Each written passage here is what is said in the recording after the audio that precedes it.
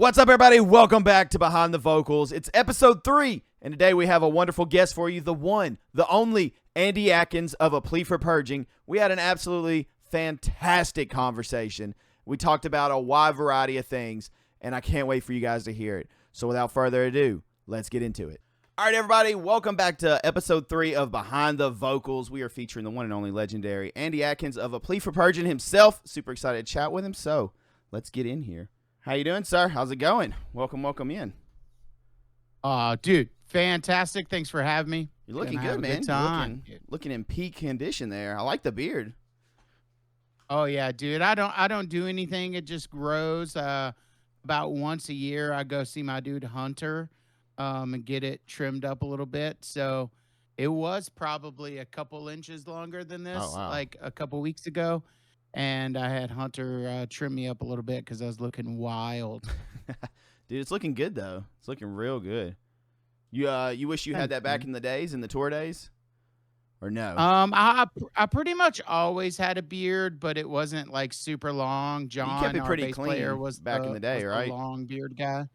Yeah, just it was when it was like really long. It was just hard to keep track of, and keep it clean and brushed and all that shit. When you're living in a van, you just don't have the amenities to take care of your grooming as well as you probably should. You know. Yeah. You guys were on the road hard back in the day. I remember, what was it? I think I saw way back, was it John or somebody said you guys were on the road like 200 something to 300 days a year? Like, it was road warriors. Like, you toured a lot. Yeah, dude, our first year on the road, we clocked over 300. It was like 306 or something crazy like that. That's insane. And then the second year was up in like the 290s. So we first couple years, we were, real close to 300 or 600 dates. And that was all in a van? That's dates on the road. Some of those days are just like spent in a parking lot, not doing anything. Yeah. But yeah, all in a van. It was just when we started the band, we didn't have, there was no real income. There's no real money. So the only way to do it back then was to sell all your belongings and move out of your apartments and your houses so you didn't have any kind of rent. So we were like proper homeless. Like, none of us had any actual address that we paid bills on.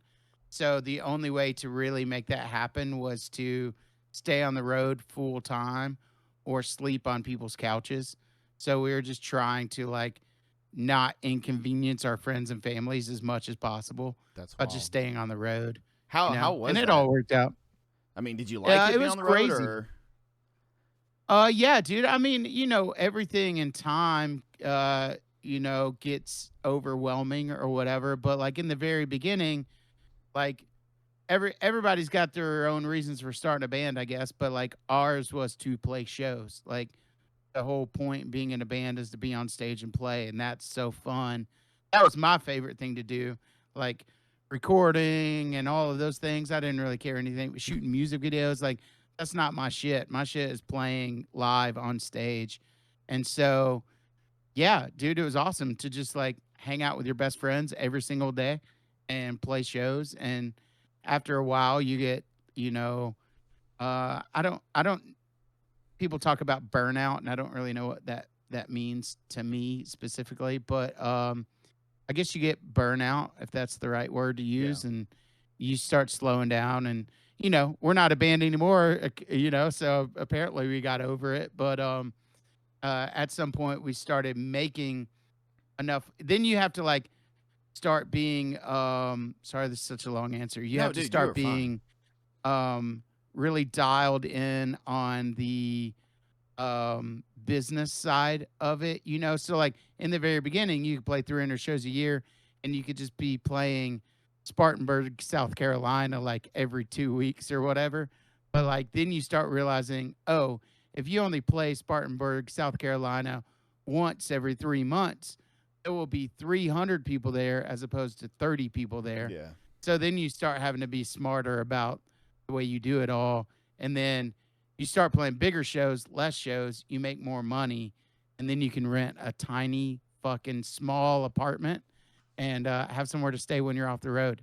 Hell yeah. So that's how it all worked out towards the end of the band, as we were actually, I have having to gas apartments you and guys stuff. up a little bit. I have to say we played with you guys a couple times in my old band, and you guys were always some of the nicest, humble dudes. Like all of you, like we would talk to you guys, and you were just, not the rock star attitude or nothing. Like you were just real chill and real cool about it, and we really appreciate it, and we're all big fans of you guys. So it was really stoked to see it and see how you guys were. Dude, thanks, man. I mean, there's no point in being, our band was not big, in the realm of like local bands, like we got to tour and we got to go over to other countries and stuff. So I don't want to diminish that we did do a cool thing, but like in the grand scheme of the world, we were not a big band. So like for us to walk around, acting like rockers, would just Dude, be there's people that do it though, asinine, I've I definitely know, seen which them. is crazy.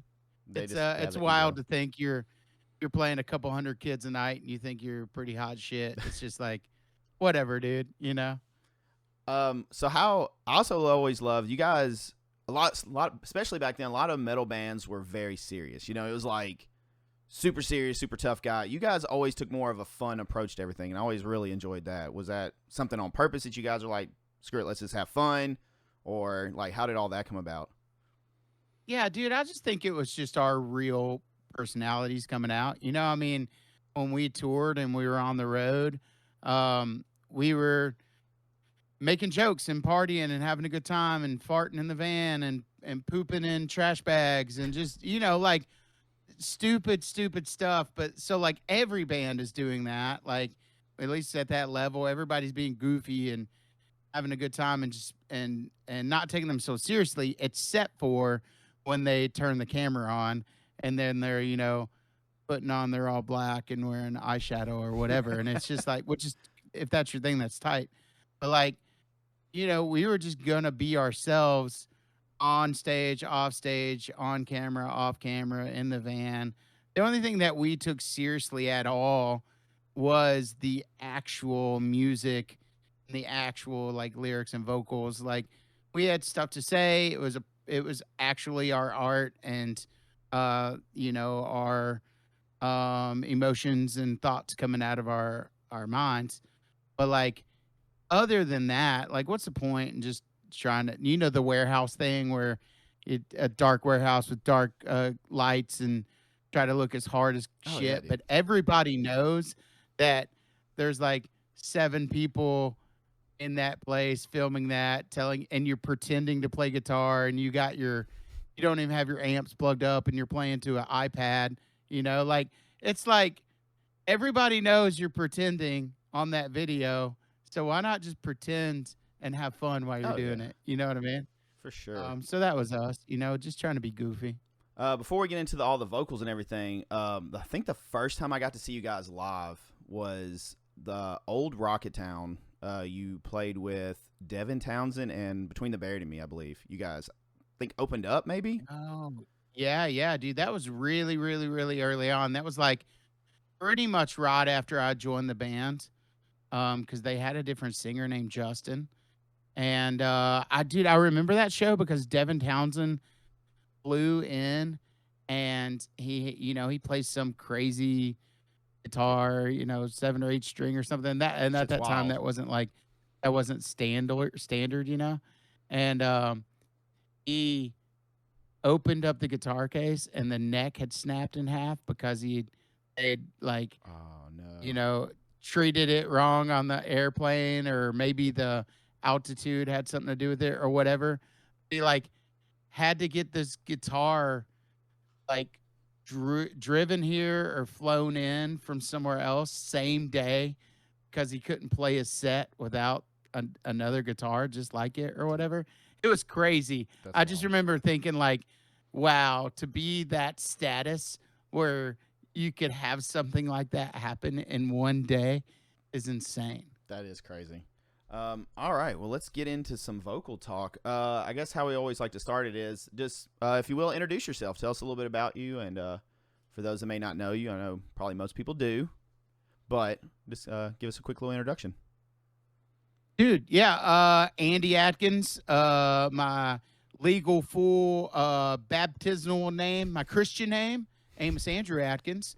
But everybody's always called me Andy. For a little while, people call me Dozer. And I sang for the band A Plea for Purging.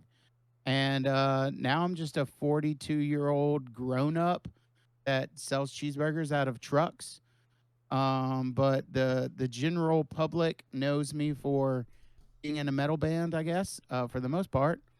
And I did that for in various bands, but Plea was the biggest band I ever did it in, and I did that for from the time I was about 15 years old till the time I was about 30. So Nice. it's a pretty good run doing that, all that. Oh yeah, for sure. So the cheeseburgers. I have to know what's the name of your cheeseburger? Like what's the name of the truck? Yeah, dude. We run a company called Bad Luck Burger Club. We have 2 food trucks. One's a permanent trailer that, if you're ever in Nashville, it's on Woodland Street in East Nashville outside of a bar called Honey Tree Meadery. Okay. And then we have another truck that floats around to different events and festivals. Some of your audience might know us from Furnace Fest. We served at Furnace Fest last year. Nice. We'll be there again this year. Oh hell yeah. Just make a pretty standard double smash cheeseburger. Pretty cool stuff. Won a few awards, but I don't really care about all that. It's just about making cheeseburgers and making people award-winning cheeseburgers, dude. How did you come about the name? Just out of curiosity. The long story short of it is we started during COVID, and I'd lost my job or made like a career change and didn't really have anything going on. So at the time, took that bad luck of being unemployed and just started throwing parties in parking lots and selling cheeseburgers to people. And it wasn't really like a plan to be a business, but 3 years later, 7 employees, 2 food trucks, we went from bad luck to whatever we got now, good luck, I guess. And hell yeah. We're just partying and having a good time with it. Dude, that's awesome. All right. So how long have you been doing vocals? I know you said you've been in multiple bands other than Plea. So how long have you been doing as total span? Dude, I started playing music when I was about 13 years old and probably started singing, not screaming, somewhere around that age. Not very good, but singing a little bit, 13, 14, 15 years old. But somewhere around 15, 16 years old, I started messing around trying to start heavy bands, So in the beginning, it was kind of like a singy, screamy. We thought we were doing something cool, but when I go back and listen to it, it sounds like I didn't listen to new metal or mallcore, that kind of stuff. I kind of went from grunge to punk to hardcore to metal. It's kind of my trajectory. I didn't really go through the mallcore stuff that much, but I'm from a real small town called Paris, Tennessee, where there's not really there weren't any other people there older than me showing me the ropes. We were just kind of figuring it out, me and my buddies. So what we thought we were doing that sounded cool really sounded probably new metal, just because we didn't know how to emulate what we were trying to do. But yeah, somewhere around that 15-year-old age is when I started playing around with screaming in bands, and it was just because there was nobody else that was willing to take that leap. I started with drums and then went to guitar. I thought of myself as a musician and not as a vocalist, but I was just the only dude that would try to scream in my group of people. So I was playing guitar and screaming until eventually it was oh, I guess I just hold a microphone and I scream now, I feel like a lot of people do that, especially a lot of guitar players. They go from drums first to guitar or vice versa. And it's funny how vocalists tend to happen. It's usually, well, you just go do it. It'll be the one person's screw it, I'll do it, and then they end up being a vocalist and all that. So that was actually my next question is if you play instruments first. So you already answered that. How long did you play drums and guitar? Did you play them for a while?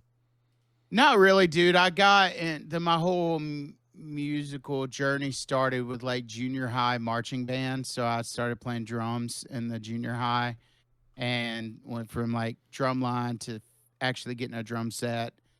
And then like got an acoustic guitar and started playing guitar, and then got an electric guitar and just kind of went that way. So like, I mean, it was probably somewhere around age 17 or 18 where I just pretty much ditched playing instruments altogether and just grabbed the microphone like handheld, you know? Yeah. Um, so like, I mean, I still like diddle around on a guitar, but I wouldn't call myself an actual musician. Like I got a guitar hanging on the wall next to me that I pick up once every couple months and play for like 10 minutes, you know? But like I'm not, I wouldn't call myself a musician at all. Just enough to like get some demos down, get some thoughts out of my head, you know, or like if I can hear something, I can play it kind of thing, but not that great. So when you started doing vocals, how did you learn? Was it just like trial and error, just like let's see what works, what doesn't work, or was there anything you did in particular? Dude, I have like that's what's funny about doing this like vocal behind the vocal thing. It's like I have no technique. I have no real idea of how to talk about it other than like when my view of screaming is this, and it's changed a whole lot, but this is how I think screaming came along in heavy music, right? Is you have this thing that you're trying to say that you're so passionate about that singing just won't do the job. Like Right. you're singing as loud as you possibly can, and that singing breaks up into a scream because you're so intensely passionate about the thing you're talking about that it just has to come out in a scream. That's the way I always, when I first heard screaming music, that's the way I viewed it and was like, oh, that dude just really has something to say. So that's the way I always thought about it when I started was like, oh, I'm just trying to like get this message out. I'm just trying to get this stuff out as passionately as possible. So there was no like, oh, I got to learn how to do this. It was just like, I guess I just yell as loud as I possibly can. And that's what I did in the beginning, and that's what I, you know, we played some shows like a few months ago, and that's what I did then. And so like it, the only thing I really know about it as far as uh technique or being able to like make it a longevity in screaming is it's just like any other muscle. Like if you don't use it, you lose it. And if it's your very first time you using it, it's gonna be sore. And if you haven't used it in a really long time, it's gonna be sore. So in the very beginning when I started screaming, I'd scream one time and I couldn't talk for a week. And then I'd scream again and keep doing that until you're just screaming every single day. And then that's how we did those tours where we were doing 300 days a year. It was just as long as you're doing it every day, then you can just do it. And it like doesn't really phase you. But if you take a bunch of breaks, when we would tour in the later years, where we would take a month off and like hang out and then go back on a tour, the first week would be awful because I couldn't talk because it hurt so bad. And like we just did these reunion shows a couple months ago where I didn't scream all the way until we did it pretty much. And then I did those and I couldn't talk. We did two shows back to back. And the second night I couldn't talk or scream very good because I just, you know, that's the only way I know how to do it. It's just scream really, really, really hard. And I know now, like, you know, 2024, like 30 years of people doing this shit, there's technique and there's Oh yeah. ways to do it without blowing your vocals out. And you can go to vocal coaches, and Melissa Cross kind of started this whole new world Yeah. of what screaming is. But I never got into all that. Like my thing was just, I'm going to scream as loud as as I can to say what I got to say, and I'll deal with the repercussions later. It And so I still don't know how to scream. I just do it, you know? Yeah. It's crazy. You're talking about like Melissa Cross and stuff. When I learned, it's probably 14, 15 years ago, I mean, there was like next to nothing. You would see some awful YouTube videos like just do this or do that, or or just people be like just yell as loud as you can, and then like you said, you couldn't talk for a week. So how it's come from then to now, like as far as like tutorials and stuff online, it's crazy. All the stuff people are coming up with, it's actually really really wild. I guess with you doing so many days, it probably just become muscle memory, right? Like you just kind of knew what felt right, what didn't feel right. But was there ever like any early mistakes like, okay, maybe I shouldn't put too much emotion or get too into it on this part because, I tend to strain my voice too much. Was there anything like that when you were really starting to do it? Dude, my biggest issues ever were just, which I don't know if this is skipping ahead to a different thing or not, No, but no, you're like fine. my biggest mistakes or problems that I ever had in being a vocalist is when it came to recording. Because like if you're doing a 30-minute set or even like an hour-long set a day, it's not that crazy, and you got like as long as you're staying pretty hydrated and drinking a lot of water, Yeah. and trying to take care of yourself as best you can as a 300-pound dude, um, like you can kind of just handle it daily. But recording for me was like the hardest part of being a vocalist because you're going into a studio and you got this hour, 45-minute long record that the drummer and the guitarist get to spend like a week each, like over, like they're spending forever getting their stuff dialed in. Yeah. And then they come to you at the very end and say, okay, you have 2 days to knock out 12 songs or whatever. And it's like, that's how it is. Like, the most important thing, at least this is how our band was every time. The most important thing on the record is the fucking vocals, right? It's the words to your songs, and it gets the least amount of time to do it.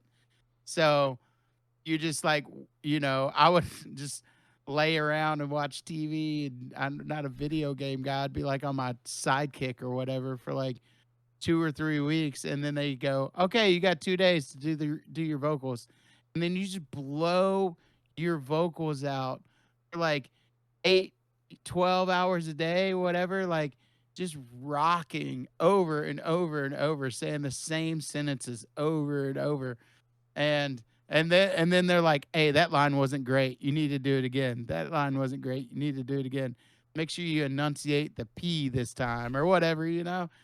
And you're just like, motherfuckers. And then you just have to like scream all day long. And then you cannot talk. And Yeah. and then you got to go back to the hotel or whatever you're doing. And then the next day, go in knowing that you're going to underperform because your voice is blown out from the day before.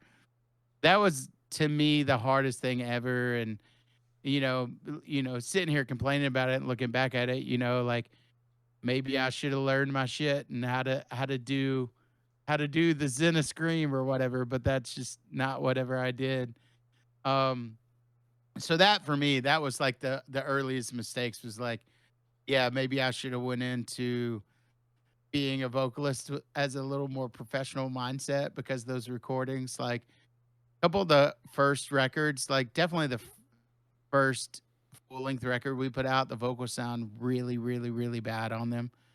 And then like I remember during the Depravity record, it got so bad that I pulled Blake aside and was like, yo, because we had a couple conversations about at one point about having a buddy come in and do vocals and me go to third guitar. This was like really early on. Oh wow. Like, right. It's like between the Critique and the Depravity record cycle, we had like played with that idea of me going to third guitar and then us getting a better singer. And we didn't. But I remember during Depravity, when we were recording that, I pulled Blake aside and I said, if we're going to do this, this would be the time to have somebody come in and fix this record because I'm fucking it up. And everybody was like, dude, we believe in you. You can do it, blah, blah, blah, and we got through it. But every record I can hear. I'm just aware of what songs were recorded first and what songs were recorded later in the record, and I can hear it. Yeah, you can hear the Where, fatigue and stuff in you your know, vocals for sure. Like, yeah, for sure. And so that's heavy to, look back at those records and be like, oh man, like this record, I was killing it on these two songs, and then the rest of them sound like shit or whatever. it's I funny. don't Like, feel that way about our last record.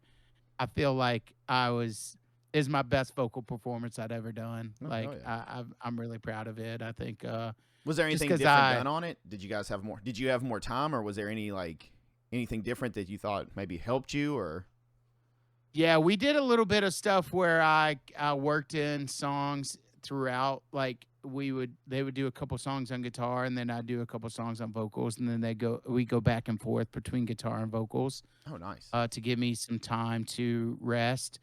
And that was the first time too that well, not I wouldn't say the first, but I really like leaned into trying to do some different things vocally on that record, like not just screaming full bore loud as possible all the time. Yeah. I tried to do like some of the, like, we call it trucker singing, but that like tone thing where Yeah. you like carry a melody with your scream. And just some random shit that like I'd never done before that come to me feels cool and refreshing, and like I did something different. And I don't know if the listener hears that or likes it or not, but I thought it was cool. Oh yeah. And I definitely, as a vocalist, like I know for me, if I go back and listen to stuff, I'm like you said, you can definitely tell when you're almost done tracking, like compared to like, maybe the first, second song, or even in the middle when like you're, nice and warm and everything feels good and you're not as tired. And the last one, you're just like, dude, I'm just trying to get through this shit. Like I'm just trying to get done, try to get the best take as possible. But yeah, vocalists get it rough. I had maybe a day, like I don't remember how many hours it was, but our guitar player took forever. He took his sweet time. And I mean, that's how it goes. They were just like, all right, I always do. time's about up. Get in there and get it going. I'm like, okay. The thing about vocal, and like everybody's got a hard job, like, so I'm not trying to be like a bow about it, but like the thing about vocals is it's such a mental thing compared to all the other stuff, where not only, you have timing, you're trying to be on key if you're hitting notes, you're trying to pronunciate, and you're trying to like get a good take as far as the aggression goes and all that. And you want to capture the actual passion and meaning behind the words that you're saying. Like you can hear if you're just yelling a bunch of shit that doesn't mean anything to you. Mm-hmm.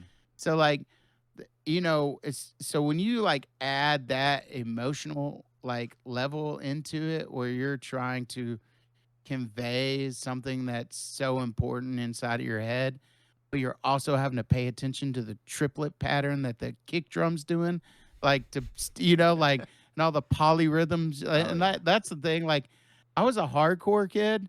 Like, I grew up listening to like punk and hardcore and stuff, and I'm screaming in this metal band that does all these polyrhythms and switching time signatures, and the drummer's playing in 5/4, and the guitar player's playing in 4/4, and like 7 measures they match up, and then you have to hit the downbeat, and it's just like, holy shit, man. Like there's a lot to think about when you're in that fucking vocal booth. And for a guy that's not very musical, it was a hard job. Oh yeah. I have to say, I always really did like Plea's music, like as far as like the instruments and everything. But for me, it was whenever I hear you do vocals, I could pick you out of a crowd, like vocal wise. Like your vocals were very different. Like I guess it's probably that, like you said, that punk, that hardcore influence. But definitely it was a different style than if, in the time, like in the midst of lines or whoever back then, jamming. Like whenever you hear Plea, you can tell, you're like, oh yeah, that's 100% Plea and Andy. Like you stood out, and I always thought that was really awesome. I think it's just because I sounded really bad and everybody else sounded really great. No, you sounded awesome. I think you're too hard on yourself. It set you guys apart, though, dude. for sure. Like it was a different style. It was you were like, it was essentially just a yell, like you said, an emotional yell for the most part, like just real passionate. Yeah. How it was. Um, And that's like, it that also comes from like the first singer in there. I was not the original vocalist in Plea. They had a different guy named Justin. And did he's you did critique though, correct? Or did he do critique? I did critique. Okay. So they did an EP called A Plea for Purging. It's just a self-titled EP. And then I joined the band and we did an EP and then we did critique and kept going. But so that first EP that he did was he's got like a real like think about that first couple Comeback Kid records. I think the dude's named Scott, like super like high pitched, like youth crew sounding yell. That's the way that Justin, their original singer, yelled. So it was like they were doing these really crazy like Iron Maiden, Dragon Force type like guitar riffs with this kid yelling like Comeback Kid on top of it. And it was weird. It was super weird, but like I liked it a lot. That I was like a fan. So joining the band was sick. But so I think that like idea, whether it was conscious or not, just kind of always traveled through the band where like there was this, the majority of people that listen to us would definitely just call us a metal band, but to have that hardcore influence a little bit, vocally for the whole path of the band, I thought was cool. Hell yeah. So while we're talking about critique, I just wanted to ask, how did you approach vocals going from critique to depravity and stuff? Was there a different approach as far as like lyrics, vocals, anything like that? Because it does. I know you talked about like the quality of it, which things got better over years as far as like technology and stuff. But did you have a different approach for it in general, or did you do anything special? Yeah, like there was a big switch with like so when I joined the band, John, our bass player, was the primary lyric writer in the band. Oh, okay. So he wrote the majority of all the lyrics for Justin, the first singer. And then the second EP, Quick is the Word, Steady's the Action. That was the first thing I was on. John still had a really heavy hand in writing the lyrics for that. Like I would say he wrote the majority of the lyrics on that. And then our first record, Critique of Mind and Thought, was basically just it was mostly a re-release of those two EPs. So we had some songs from each of those EPs and a few extra songs on that record. And that's when I started writing some, but I was trying to write in the same voice as John. Because like I didn't want to come in and make this bit like it wasn't my band, it was their band. I was just joining their band. So I didn't want to just come in and take away something from John because it was it was his voice in the beginning. But after doing that for the first and like I said in the beginning when we first started talking, like for me, being in a band was just about getting to play shows. Like that's the funnest part to me. So I was kind of like, oh, I'll be in this band and sing your words. Like it doesn't matter if they mean anything to me or not. I'm just trying to go play shows. And that quickly got daunting on me to where it did bring me down where I didn't feel like I was. It's weird as a vocalist to be up there singing somebody else's words. Yeah. Which is a thing that a lot of their bands do. Like I'm aware of it, but like, I quickly realized that like it just felt like I was up there, almost being in a cover band, kind of because you're just singing someone else's thoughts. And so between critique and depravity, is when I bet after like talking to John and the other dudes and just being like, yo, like these lyrics are not where my head is, and I would like to be able to like say what I think. And of course, it's all of our band, and I don't want to be saying things that you guys aren't going to back, but I'd like to say my own shit. And they were like, okay. And I think that was the beginning of me really being I've never really thought about all this until I'm saying it right now out of my mouth, but I think like that was the beginning of me taking my role in the band more seriously. And I finally was able to say stuff that like meant something to me, you know? Yeah. Cuz like the first few releases I was on that John did the writing, it was all cool stuff, but like it had a real like battlefield like magical, like fantastic type of imagery, and that's just I've never been a part of that. Like, I'm not into fantasy. I'm not into Yeah. Lord of the Rings. I'm any of that kind of stuff. So it just wasn't really the way that and we were for all intents and purposes like a Christian band at the time. So like the way I was dealing with my um spirituality and walk and faith was not with that type of imagery. It was way more literal uh songwriting and thoughts and poetry and journals and stuff like that. So I think that like that you can hear a huge difference Oh yeah. between vocally between Critique and Depravity. And if I had to say the reason why, I think it's that. I think it's me finally actually singing some lyrics that like mean something to me personally. And I was going through a lot of like you can also if you go through and dissect all the lyrics of the whole band, that there was a switch right there when Depravity hit where vocals started getting pretty negative. Like for the last three records of the band, like they were pretty heavy and for especially for a Christian band, pretty negative stuff. But I've had like I don't want to say a negative life, but I've had a really hard life, and so like my lyrics were from that viewpoint of the world. So I was just pissed. I was like really mad, and I had stuff to say. So I think that comes out in the vocal performance for sure. Oh, absolutely. It's night and day difference. Just hearing, like you said, it's more of like the fantasy cookie cutter, Christian metalcore like lyrics back on Critique. But then whenever Depravity come out, it was more for me personally. It was more relatable. Like I could find myself more in the lyrics, and it was a little darker, which again more relatable and stuff. Because I mean, we go through shit. Everything's not perfect and stuff. So I mean, you definitely. I found myself more in the lyrics in that one, and then the next two records after that too. I really dug those.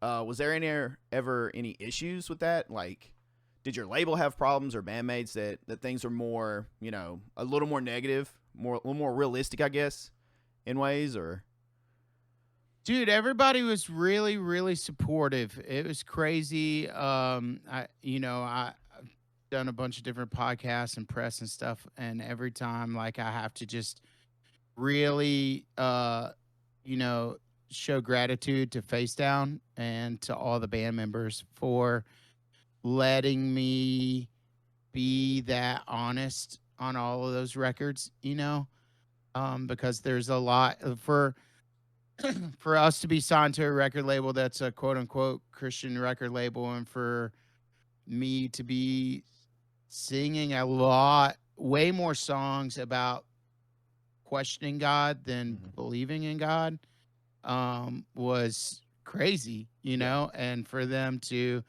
for Jason at Face Down to trust me enough to know that I was coming from a place of, um, like vulnerability as opposed to a place of hate or any other way I could be phrasing it, I guess. Is it makes me feel a lot of like I was respected, which is amazing. Makes you feel good as a person that people respect you enough to like give you that space to do that. No, man, I didn't really get any sort of negative feedback. Like the Pravity record was like we went into that record with the idea of what I was going to write about, and like it somewhat being a concept record of okay, feeling like you've fallen away from the grace of God or whatever. And then the marriage of heaven and hell was another agreed upon concept before I wrote the record, where it was all about questioning Christianity and mass market religion, and the commodity of Christ, I guess. So like those were like two records that were beforehand really agreed upon and dissected within the band, and then said like, okay, go write about it, And then the very last record was just I dealt with a lot of really crazy shit over the existence of being in the band and losing people in my life, and I was just like, dudes, I'm going off on this one, and they were like, all right, do whatever you got to do, and it was really the most therapeutic of all of them, because it was truly the most honest spot I'd ever been in my life, was just saying a bunch of crazy shit for, quote unquote, the world to hear. But yeah, man, nothing but support from the dudes in the band and all in our team. So that was incredible to have that. Dude, hell yeah. So I'm just curious, how does it? Did you have to submit your lyrics to like Face Down and stuff before like the record come out? Did they go with like any kind of approval process, or it's like, we trust you, put out what you want to put out? Like, how does that work? Man, I think we just like kind of we didn't have to like give the lyrics prior to recording. I just think when we turned in the recording and turned in the lyrics for like all the artwork and stuff, they go through them for sure. Okay. There was never we never had one conversation where Jason was like, no to anything we did, like, never a question. It was really cool. And like, I know I won't bring up any names or anything like that, but I know other bands that did get rejected, some of their stuff rejected from sending in. And like Face Down had their reasonings for that, like they, like at the end of the day, like people give labels a lot of crap for like trying to sway bands to do things they want them to do or whatever. But like when it comes down to like this instance, it's basically you got a man that's put a family that's put their whole entire livelihood on the line to put out stuff that they believe in and to be able to pay their bills. And then they don't want to put something out that they don't want to put their name on, for whatever the reason is. I totally like understand that, Yeah. And luckily we never crossed that line, but there were other bands that did, and didn't have that grace. And so, like I can't say for whatever reason why it happened to them and didn't happen to us, but you guys were kind of like OGs in Face Down, right? You were Face Down pretty much the entire run of Plea, correct? Yeah. We our first 2 EPs were self-released, but all 4 full lengths were on Face Down. We had a 3-record deal, and we signed again for the 4th one. We did have interest from a couple other labels on that 4th one, but it just didn't make sense to go anywhere but there. Like of course there's bigger labels and stuff, but we didn't ever think we were never going to go anywhere farther than we already were at that time. And there's not a more salt of the earth, genuine, honest dude than Jason Dunn anywhere in the world. And I have all the respect for him, and super glad that we got to work with them and their family. That's awesome. So you mentioned Pravity and then Marriage of Heaven Hell were essentially concept albums. But is it true that Life and Death of Plea for Purging was not? It was the first record that kind of didn't have a concept. It was just kind of its own thing. Yeah, pretty much. Like I don't really think Critique was a concept record in any way. It was just a record thrown together.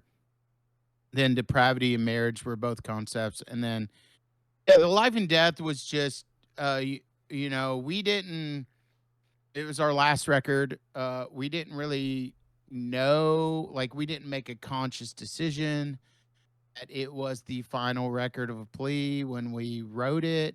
We weren't like leading people to believe that with the name.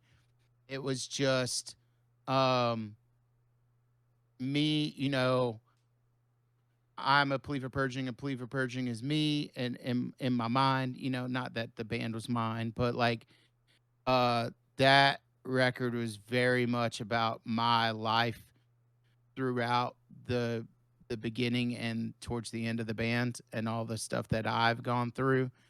And it just serendipitously ended up being our final record.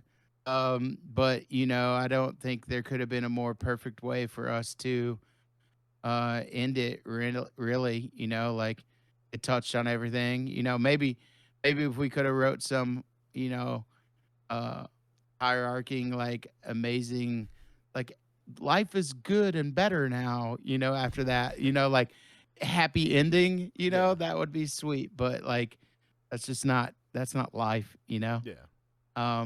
But yeah, so it was just, you know, being in a band with your best friends, and when you scale it down to that right there, there's really not much better than that. Touring the world, because you wrote some songs in a room somewhere, and enough people want to hear them that you get to fly to New Zealand and Australia and shit. Yeah, that's That like awesome. that is in itself the most amazing thing in the world. But you know, when you add on the fact that you've lost some of your closest friends in the world because they've moved on to have kids and families, and you're in a van in California half the time, and uh you know, your parents die while you're on the road, and you go, you know, lose relationships and break up with girls and all of those things, all these you know, and you got no money for like a decade of your life, and you're almost 40 years old and you got nothing to show for it. Like all of that stuff is stuff. You know, even though you're living the dream, hanging out with your best friends, playing shows, like all of that stuff matters too, and it's Yeah. really fucking heavy. And so that was the dichotomy of the life and death was, man, I'm living this dream. When I was 13 years old, I picked up some drumsticks and said, I'm gonna play in a band. And I did it, dude, and I did it all over the world. So that's amazing, and that's the life of it all. But the death of it all is all the shit that came along with it, Yeah. you know? Oh yeah. It's heavy. It's a lot. I mean, it's not, especially this scene. It's not the, I guess, the rock star lifestyle that people think. Especially when you're starting out and you're going, you're in the grind. You know, I mean, you're not living a lavish lifestyle. You know, like you said, you're in a van. You know, stinky dudes, sweaty dudes driving around. Not much money. Like it's rough. It gets rough. For sure. But you know, like if it I always tell everybody, like, you know, when they're starting out and things are different now, but like I always tell everybody, fucking go do it. Go do a couple weeks. Go tour for 2 weeks. And if you hate it, you just stop and just go Yeah. get, you know, go get a job and chase that life. But if you're like, oh, this doesn't suck so bad that I couldn't do it for the next decade, then you go do it, man. You know, like, as if it really was that bad, we could all quit, and we did eventually. You know, eventually the the scales tip into what's more important in your life. You know, like for a long time, the most important thing was playing music and being homies, and then eventually, like your girlfriend, who's now your fiance, who's now your wife, or whatever, like whatever you are in that lineup or whatever. Those those relationships and those dreams are, you know, become more important than the band, and like that's okay, like, and that's it should happen eventually, you know. And so like that was when it was like, you know, finally one person had to admit, like, yo, my life outside of this is more important than my life in this. And then you all have to start questioning your own lives and go, oh yeah, dude, like mine is too. I just didn't realize it, you know? Yeah. And then we're all like, okay, we love this thing, but we don't love it as much as we love the idea of having a wife forever, you know? Yeah. Um, so you said John pretty much wrote the lyrics and critique, and then you took over. Was there ever input from other band members? Did anybody ever bring in like their life experience and like, hey, can you talk about this, or hey, can I help with this song, or anything like that, or was it just solely all you? And if it was all you, where all did you pull from? Was it just life experiences? Like how did all that work whenever you would go into writing a record and songs? It was after the switch of John and me lyrically, it was mostly me.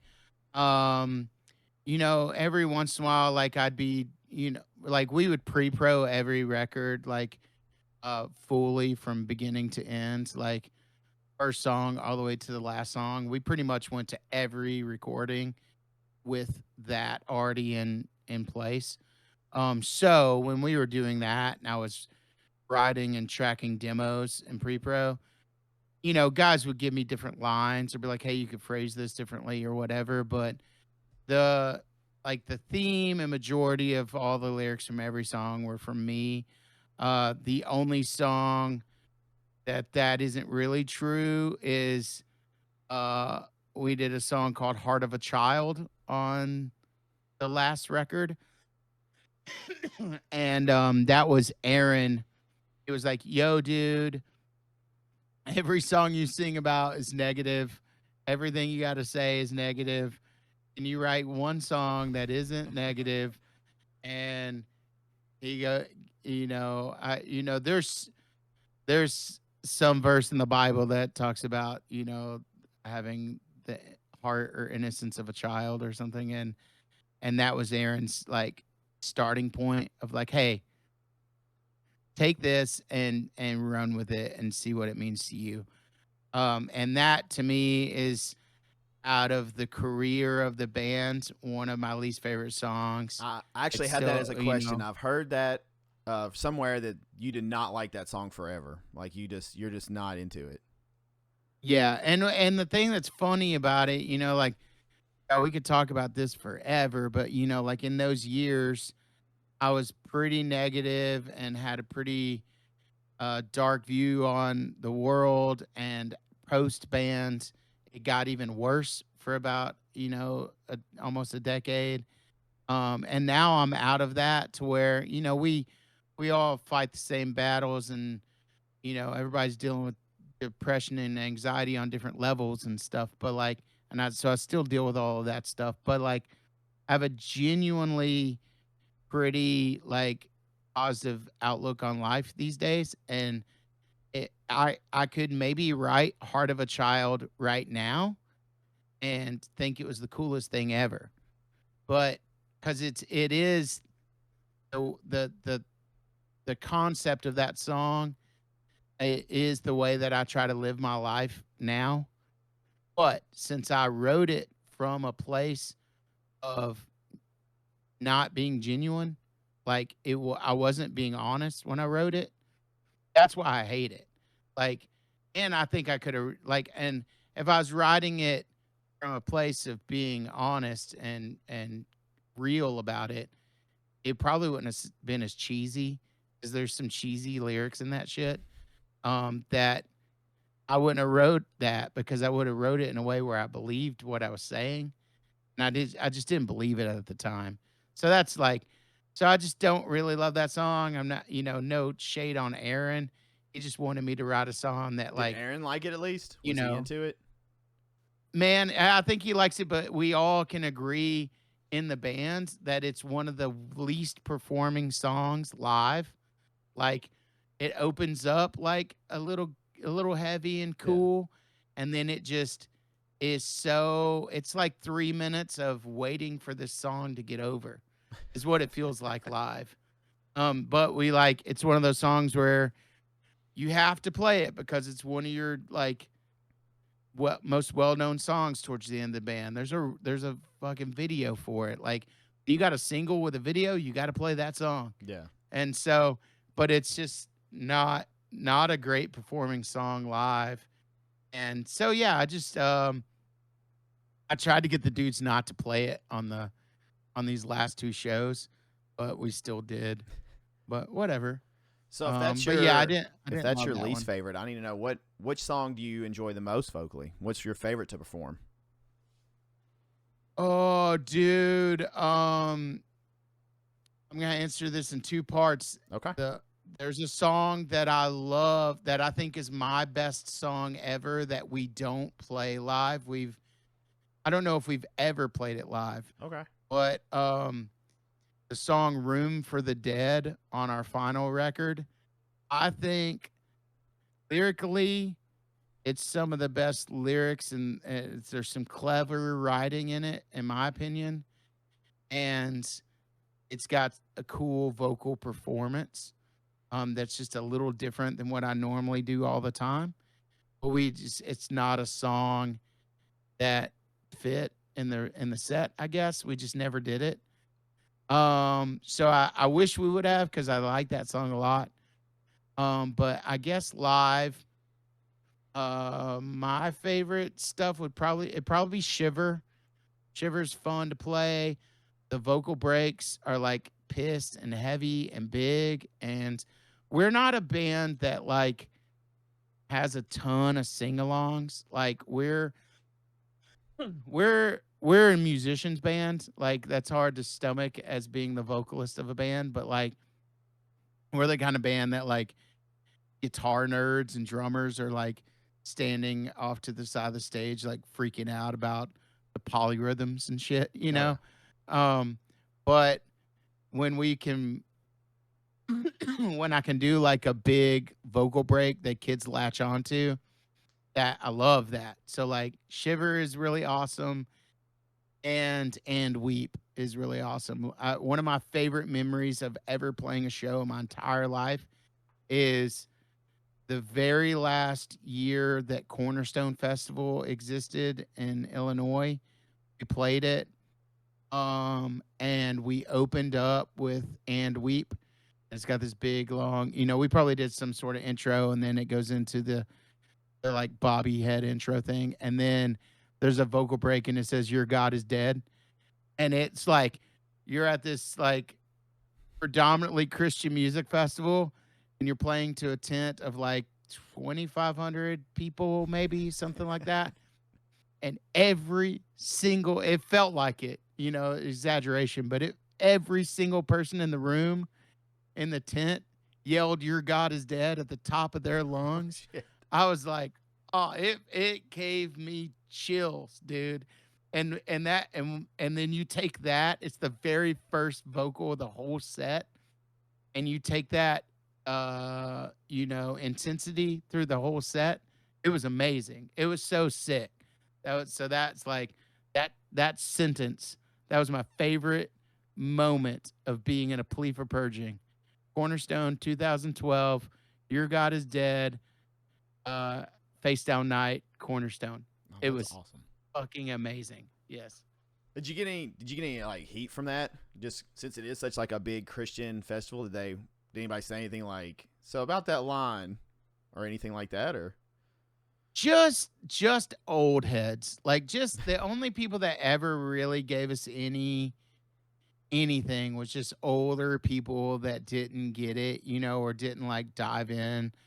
So I had like, and we're like those days we're like sleeping on kids' floors, like we'd play some church and then we'd stay on the floor of some Christian kid's house and their parents would make us eggs the next morning. And those were the times that you got to have like good conversations with people that didn't get it, yeah. because they'd be like, yo, what's the deal? You guys are like so nice. You've been so kind. Like you're some of the most respectful dudes I've had in my house, but like your lyrics are so angry. And then you'd be able to have like a real conversation about what those lyrics mean. And that I'm not, I'm not saying that God is dead or that there is no God. I'm just saying that the God that these dudes are serving, that they're bastardizing and turning into a commodity,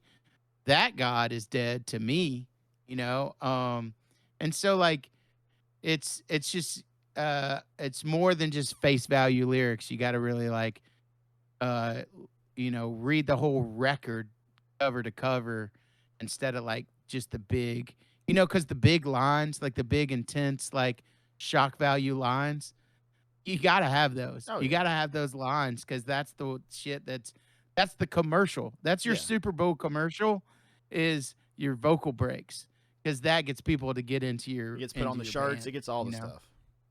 Yeah, so people just got to do a little more digging and realize what you're trying to say. Oh yeah. Okay, so especially when you were doing like the 300-day tours and stuff, did you pretty much just like get out of the van, just go scream? Did you do anything at all to like get prepared? Like, did you warm up at all in any shape or form? Or were you just like, all right, grab a mic, let's go? Like, no prep? Dude, through different tours, I tried different things. It's mostly a pretty close to zero prep life as being a vocalist, but like So you're just a for peak a little specimen. while. You could just go What? do it. You're just a peak specimen. You could just go do it 300 days. That's impressive, man. That's wild. I can't imagine that many days in a row. Like, I just. It's got its like, you got your strong days and your high, like you do better and worse through different times and seasons, and you get sick and stuff like that. But like, what I learned is just as long as you're doing it, once you got to get to the point where you can do it. Yeah. And then once you're there, as long as you just keep doing it, you're good. For me, that's the way I am with everything. Like even just being like a fat dude that doesn't work out and doesn't like, super take care of my physical body, which, I should. But like if I were to sit around all day for a couple days and then do the jobs that I do on a daily basis, my body is sore as hell, dude. But if just don't stop and every single day I I work and I bust my ass, then I rarely ever feel that soreness of being fat and out of shape because I'm in shape for what I need to do every day. Yeah. You know what I mean? Yeah. So that's the way it is for me vocally. Is like if I went and did a show right now, I would not be able to talk tonight. But if I did it again tomorrow and I did it again the next day and I just kept doing it, and in a month I would be able to like be tour ready to scream every day. I mean, I think like I'm also old and 42 and like more out of shape now than I was then, and but like I think that's just how muscles in the human body works. I'm an ignorant person when it comes to health and stuff, but like my experience anyway is if you use it, you got it, and if you don't use it, you lose it. And so, I would, as far as like warm ups and stuff, like I did one tour where I got one of those Melissa Cross CDs and DVDs and tried that stuff. And I was like, nah, not doing this. And like pretty much the band that goes on stage before us, like during their last song, I'm just going, just screaming really loud, for like 15 seconds. And I'm like, okay, it works tonight. I can do it, and then I just go do it. Did you ever like lose your voice or have to cancel a show or anything because of your voice on tour when you were doing it that much? Or did you ever have any like scary moments or anything? Definitely like some like I definitely lost my voice some. Like it's harder to talk than it is to scream when you get like that. Like like these last shows that we just did like in Nashville, perfect example of like I really messed up my voice the first show and I could not talk on Saturday. It was really bad. So in between songs I was like could barely get any words out, but while we were playing I could still scream. It sounded like a different scream. It didn't sound like my full body scream, but it was still a scream and I could get through the songs. And I think that like was always kind of the case, like touring. There would be some times where I was just like really fatigued and couldn't talk very well. And we'd just do a show where I pretty much didn't say anything in between songs, but I could like scream the songs, Yeah. you know? Do you have It like just Blake or like somebody comes fill in out talking differently. between songs or anything on those nights? Just like someone else pick up the slack to just clear up Yeah, like the dead yeah, air. probably, Blake would probably like get in there and say something from time to time, but and it's all like a vibe. Like if the vibe is good enough, I can make myself get through it and like, turn it on. But like I hate to, some shows you want to give 100% every time, but Yeah. sometimes it's just the show sucks. People don't give a fuck. Like there for the band after you, whatever. And those are the shows that you're just struggling to get through, you Yeah. know? You turn around, you tell the guys like, yo, my voice is shot and blah blah blah. Let's cut these two songs because nobody cares, you know? And it has to happen sometimes, you know? Yeah. Did Blake do any kind of vocal warm up or anything? Because I know, especially in the like the last two, well, 2 to 3 records, he did more clean singing and stuff. Did he do anything? And did he ever try to get you to do anything at all, or was it just like, no, just let him do his thing, and he's fine? Dude, I don't think he ever really did anything either, man. You I guys are mean, just I've never asked him monsters. about it, but like I never heard him in the corner being like la la la la la la la la la, like Yeah. never. I never heard him do that once. Like so I don't think so. I think he was just You guys are just naturals. he cared more about his guitar playing than he did vocals for sure. Like he was, doing sweeps and shit like in the green room and stuff like that. But yeah, dude, I don't know. I think we just got up there and just were like, yo, we're like, I think there's just and there's somebody older than me listening to this right now that can call bullshit on this, but like, I kind of think there's just um, a generational gap in and us being old heads and then kids that are younger than us that took to vocals with a different approach, And like I think that, my way wasn't the right way because clearly I can barely talk after a show. But um, I think all the old heads just got up there and just rocked. It's just like, oh, we're gonna get on stage. Like the first half of the band, I smoked cigarettes.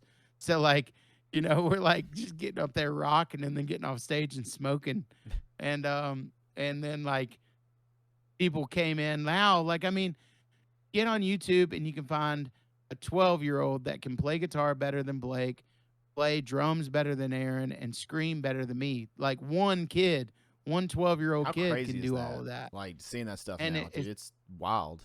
it's insane. And it's just, like kids are more talented, they're more researched, they have the world at their fingertips to learn and to soak in knowledge and you know good knowledge and bad knowledge. But like, I think we just came at a time where like I was already screaming for many a years before YouTube came out and people get on YouTube and start telling you how to scream. Like, oh, fuck that, man. I've been doing this for a long time. I don't need you to tell me how to do it, even though I probably should listen to it and do it better. But, you know, instead I'd rather go drink a beer after a show instead of like do some post show warm up or Cool warm downs or downs, yeah. cool downs, whatever. Yeah. uh, I'm not cool down and tap the Rockies, dude. that works too, though. That works too. Yeah. Uh, okay, so whenever you would have voice issues, you or Blake, did y'all ever do any kind of vocal care? Like, I know one of the more popular things is like honey and lemon, teas, all that stuff, or lozenges, whatever. Did you do anything to help, or even vocal rest? Just like, all right, dudes, I'm not talking, until the show, and then I'll just scream, do my thing, and then not talking until stuff feels better. I definitely like through the years different versions of throat coat and hot tea and sucking on honey and doing like hot toddies with whiskey and lemon and honey and All very. I didn't like swear by any specific thing. Just always trying different stuffs Yeah. every time. Um, I did 1 day of vocal rest one time where I was like, I'm not going to talk for 24 hours. But it was while we were in a studio and I kept having opinions of how songs should be, like guitar parts and shit like that. And I couldn't, I kept trying to like motion and write shit down on paper. And I was like, okay, fuck this. I'm talking, because it was like me, this, this part being recorded really cool. This part that I think is cool. I need to tell you about it. That's more important than me being able to talk or scream or whatever. So the vocal rest thing never worked out very well. I just love talking too.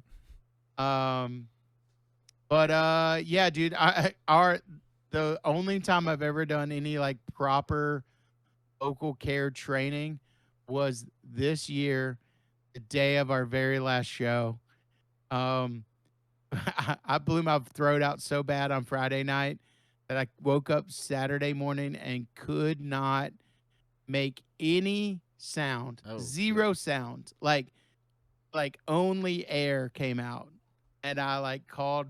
I had to text Blake's wife, who is a singer and has done a bunch of vocal therapy, like and saw a vocal therapist and stuff.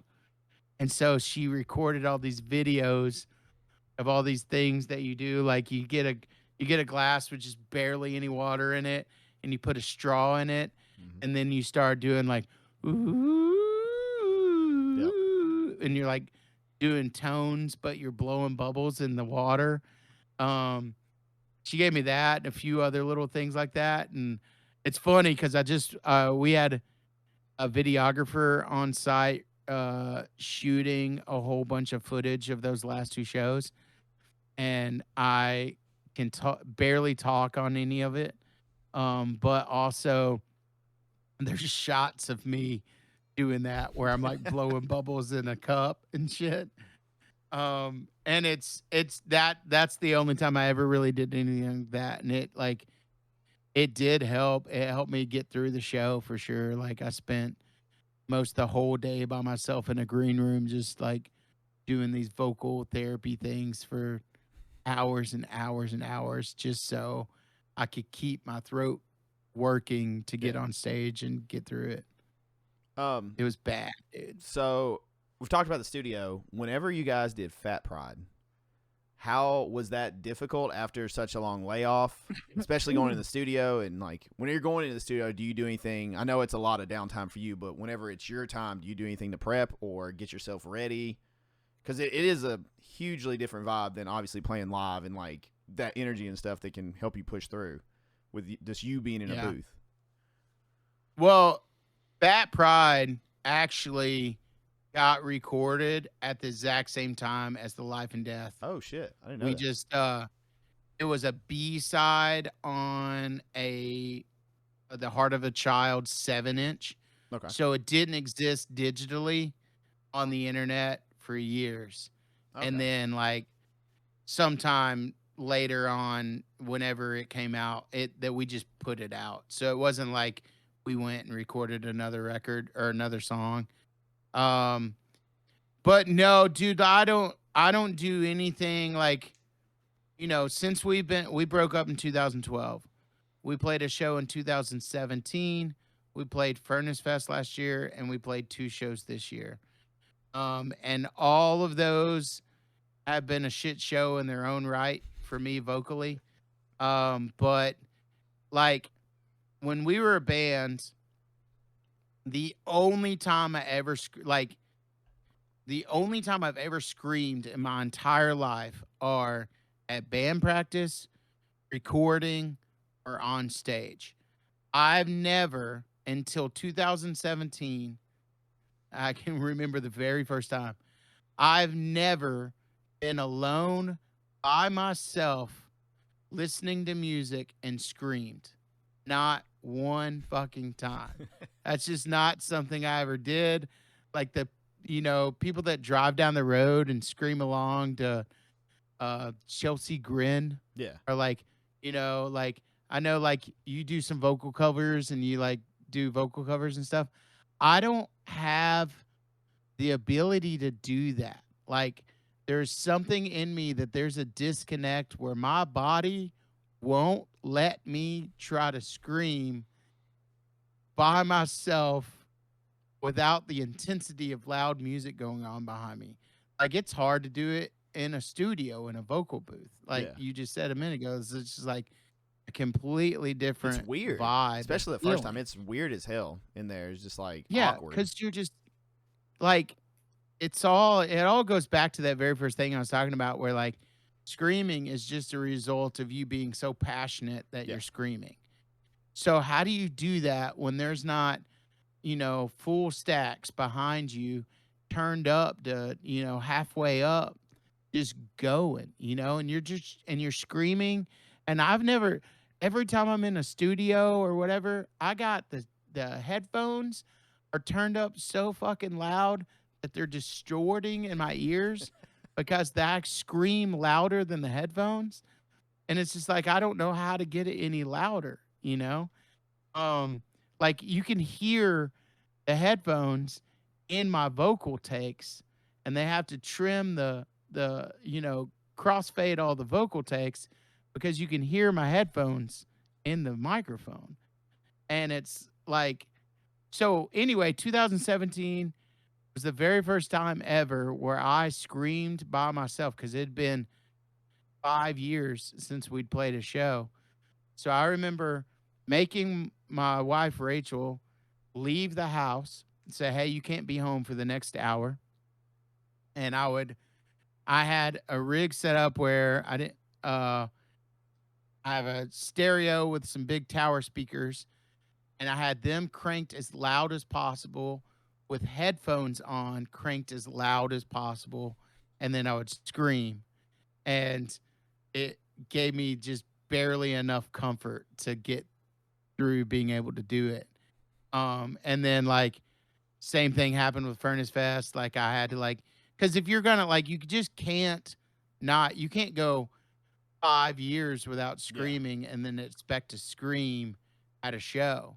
You have to practice, and there's not a band around to practice with. So I finally had to get over myself in a way. So like these reunion shows, I did practice for all of them. So I practiced 2017 and Furnace Fest and this year's shows, but like I never really articulated it or figured it out until this year when I was talking with a buddy about it.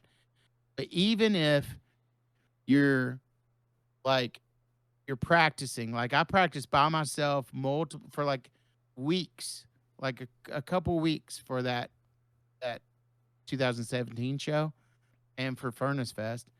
And like you're alone, you got headphones on, you're screaming, you think you're screaming loud, you think you're doing it all right, but there's a different level of adrenaline and intensity that happens when when the amps are turned up behind you and the crowd is in front of you. Yeah. And you think you're practicing full bore, but you're not. Because like you just something clicks to where it's just harder, louder. I can't control it. Like it just is what it is. And you got whatever 100 kids or 5,000 kids in front of you, dude, it's like a whole different thing than being in a room by yourself screaming.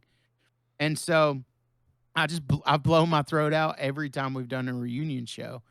And so for the two shows in Nashville, like I really, really tried. Like I really tried to practice hard on my own for weeks. And then the band practiced for a couple days and I did band practices and I killed it at those. And like I went into that weekend so dialed and ready to go and lost my voice so fucking bad on Friday night. Like just because it's so intense and the adrenaline is so high. Yeah. And like that first stage dive happens and you're like, let's go, And then you just Lost like in the moment. you get yeah, dude. And like you're just having a party and you're going as hard as you can go. And then you get home and you go, "Oh no, I'm not going to be able to do this tomorrow." You know? How did That your was voice feel terrifying. getting back, I guess, vocally ready for live shows? Like when you first started practicing stuff, were you just like, oh, okay, I'm rusty, or damn, this feels weird, or Yeah, the first few times was really hard. Like I remember like these Nashville shows like in this room, I'd set up a microphone and get going and like I could barely make it through one song, and you're like, "Oh shit, dude, this is so hard." And then you get to where you're like you get through a couple songs and then the next day you're getting through, and then like before we met up with the band, I was doing 2 sets a day damn, in here by myself. And I went from not being able to do one full song to being able to do 2 sets a day. And it's just like a struggle to get there.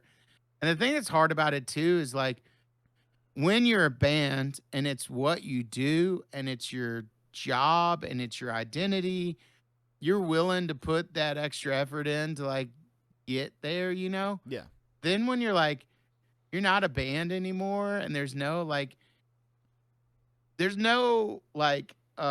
dream of this being something bigger than what it's just it's just a chance for us to all hang out together in a room with a bunch of friends and play some shows. Like, so it's like really hard to turn the switch back on and say, I'm going to practice really hard for this because, it's just like going to be over yeah. in a couple weeks when you play that show.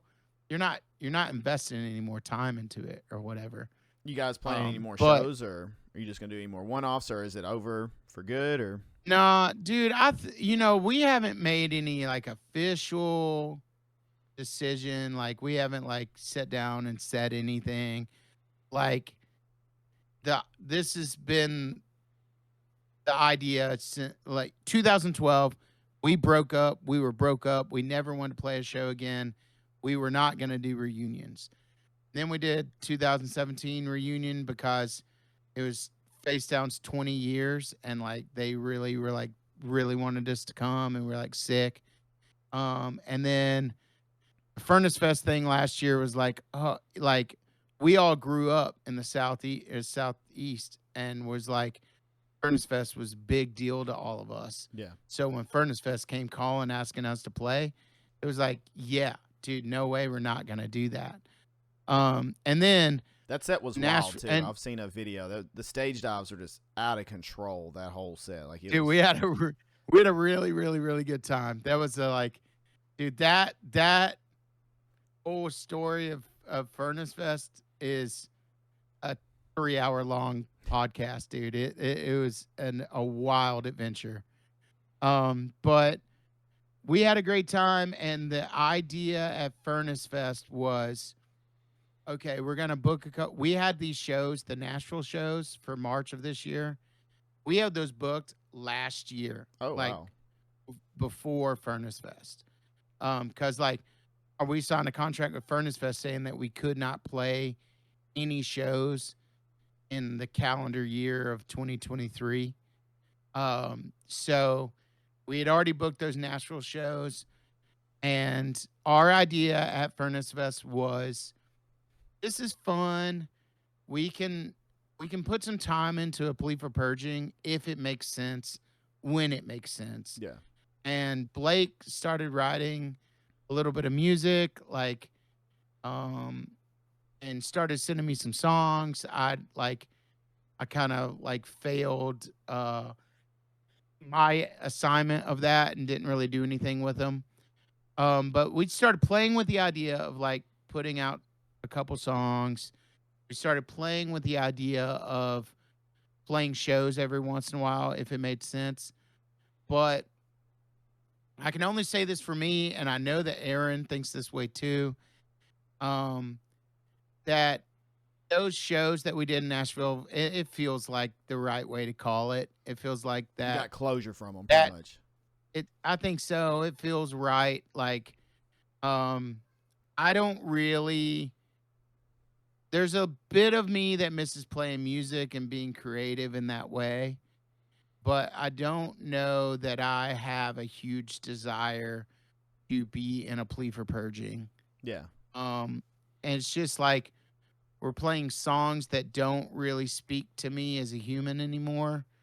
And that's big to me. Like to get on stage and sing a bunch of songs that I don't necessarily believe in anymore, as a person just feels not genuine. Yeah. Um, it's just an excuse to be able to hang out with my friends, and it's like, oh, I could just hang out with my friends and not play a show. Like Yeah. could just like we all live all over the country and we don't live together anymore, but like instead of you having to pay $30 to come see me, so then that pays like 500 of you show up with $30 and that pays for Aaron's airplane over here and pays for all the things. Like it's not we're not making a lot of money off of it. It's paying for all of us to get to hang out together. Yeah. And if we all really are each other's friends and care about hanging out with each other, maybe we just all just give our own fucking money to flying somewhere and going to see each other a couple times a year or like once every couple years or something. So that's like where we are now, I think, is it's just like, oh, I think we should just focus more on our friendship and getting together and hanging out as opposed to having to make it a business adventure while we're doing it, you know? But with all of that being said, we've never got to do any Asian countries. And Japan is like something that we've always dreamed of doing. And I know I can only say this for me and Blake. I know because we both said it to each other.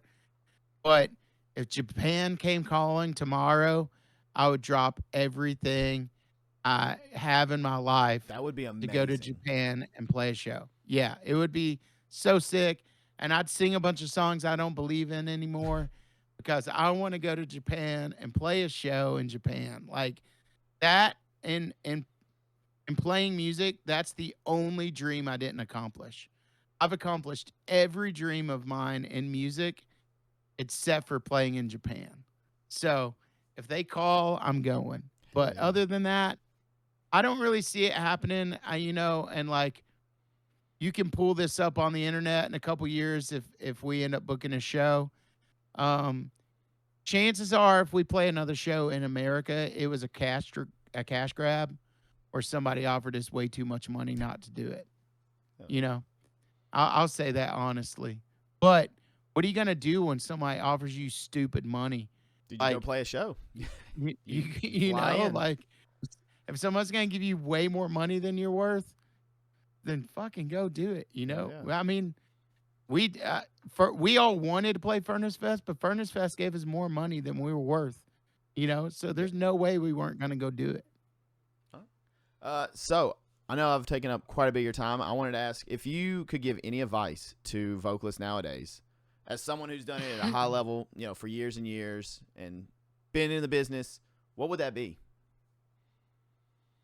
Dude, I know you kind of touched on as it earlier, far as- like go on tour for 2 weeks, see if you like it. If not, you're done. Like, just don't even.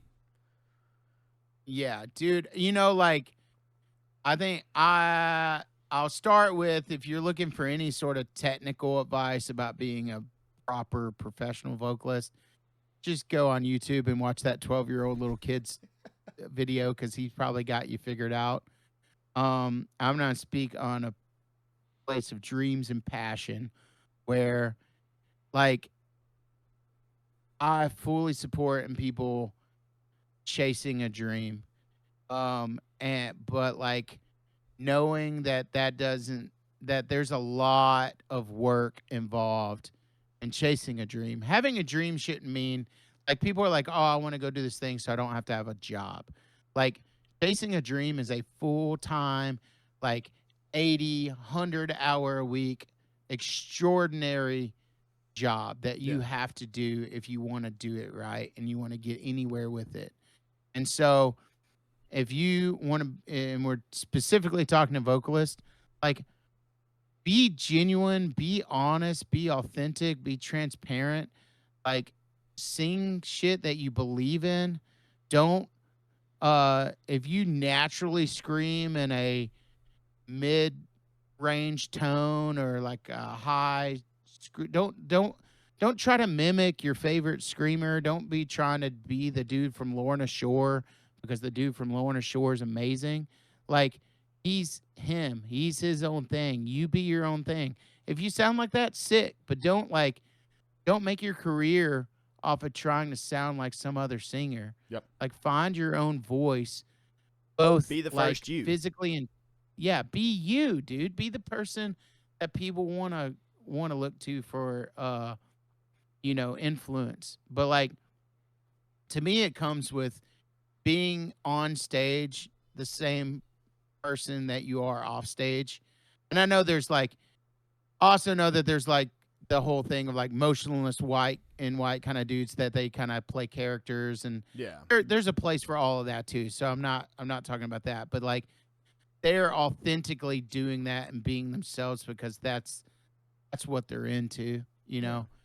But if I think being authentic, being real, being a good person and supporting those that support you and once you do get any level of success, it all goes back to the when we started this conversation and you said we were good, nice dudes, like 15 years ago to you, like that's why we're here connecting right now. Yeah. 15 years later, is like that's the thing that's important at the end. Hopefully you got to play some cool shows. Hopefully you get to go to Australia and play a show in Australia or all of that. But in the end, to me, and I mean this when I say this to you right now, the fact that we had any sort of connection 15 years ago and we've lived our lives and we don't know each other and we've got completely different lives and thoughts and views and somehow life brought us back together to talk to each other for it's been almost 2 hours that we've been talking to each other. Like that's beautiful, dude. Yeah. That's a dream come true. That like I was 13 years old one time in a trailer park in Paris, Tennessee, and I had a dream to be a musician. And I followed that dream all the way to where I haven't been in a band in over a decade. And me and you are talking about it on the internet for 2 hours. It's awesome. Like dude. that's special, Yeah. man. It's really cool. So be a good dude. That's probably if I had to say anything to anybody about being anything, is be a good dude and your life's gonna be cool. And you're gonna have to work hard for it, but you can do some cool shit if you're a good dude. Hell yeah, man. Andy, I can't thank you enough for coming on here and talking, dude. It's been an awesome conversation. I've learned so much behind the scenes Plea stuff that is just fantastic. And I know you're busy, and I truly appreciate the time more than you know. Before I let you go, where can the lovely folks find you? I've got your links up, and I'll have them in the videos and stuff, to check out Plea. I know you guys aren't really putting out anything, but still to check out Plea on Spotify and Apple and, YouTube everywhere. But is there anything you'd like to plug or promote? The floor is yours to do as you please. Dude, I don't really have anything to promote, like I'm just if you get anything off of my vibe, my day to day, like, I talk to the internet on Party On for Andy on Instagram. That's, just my normal day to day stuff of me living my life, but sometimes I get kind of fun on there. But if you like cheeseburgers and you come to Nashville, you can come see Bad Luck Burger Club. Just follow Bad Luck Burger Club on Instagram. But like all of that is just narcissism and me trying to get you guys to like me and follow me all the time. So it doesn't really matter. I just want everybody to hopefully have taken some sort of positive light away from me in this 2 hours or in the time that you've been aware of my existence, Dude, That's about it. Thank you again, seriously, and everybody go show him love. Andy, you're a legend. I appreciate you. Thank you for being such a real person in the music industry. You know, just being you throughout the years. I appreciate it more than you know. And thank you so much for your time today, man. Dude, absolutely. And good luck pushing this channel and this show. And I'm going to follow along and keep my eyes on it, dude, because maybe we'll chat again soon. Cool. Maybe we'll have some more stories. Maybe we'll get a Furnace Fest story. We can get that on here or something and learn all about it. Dude, for sure. It's a crazy long story of heartbreak, sadness, and triumph. So, yeah, if you ever want to hear that stuff, we'll talk about it. I'll hit you up. Well, I appreciate you, man. You have a great rest of your day. Yeah, you too. Thanks. Thank you all so much for checking out this episode of Behind the Vocals featuring Andy Atkins of A Plea for Purging. Andy's links will be posted down below, so definitely go show them some love. And I hope you enjoyed the episode as much as I did. See you guys on the next one.